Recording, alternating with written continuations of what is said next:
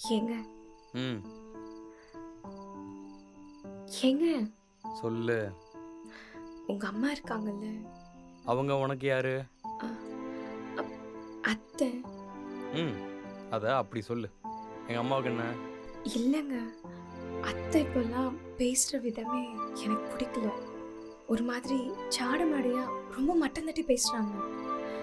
அது எனக்கு கஷ்டமா இருக்கு. எங்கள் அம்மா அப்படிலாம் கிடையாது.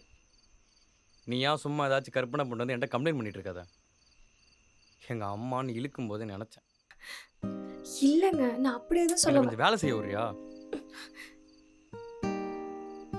சரி, அப்புறம் நான் வேலைக்கு போறேன்னு சொல்லி சும்மா என்ன நோண்டிக்கிட்டே இருக்காத. எனக்கே 1008 டென்ஷன் இருக்கு. இதில் உன் புலம்பெல்லாம் கேட்கறதுக்கு எனக்கு நேரம் இல்லை. எதுவாக இருந்தாலும் அப்புறம் பேசிக்கலாம், சரியா?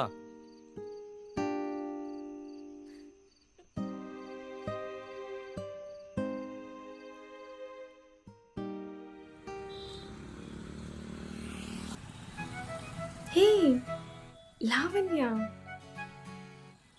என்னடி ஆளே பார்க்க முடியல? எப்படி இருக்க? எங்க இருக்க? இருக்கேன்டி.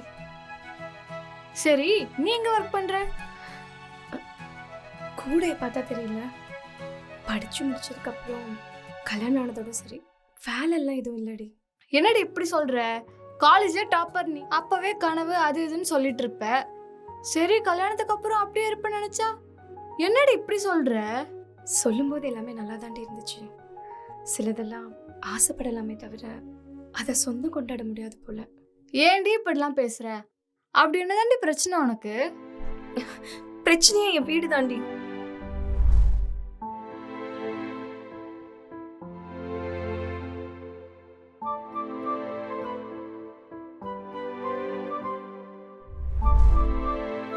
என்னடி இவ்ளோ நடந்திருக்கு?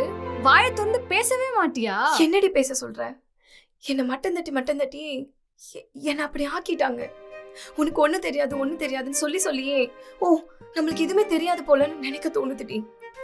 அவங்கள பொறுத்த வரைக்கும் நான் வேலை செய்யற ஒரு மிஷின் தான். அப்படி மீறி ஏதாவது பேசலான்னு போனா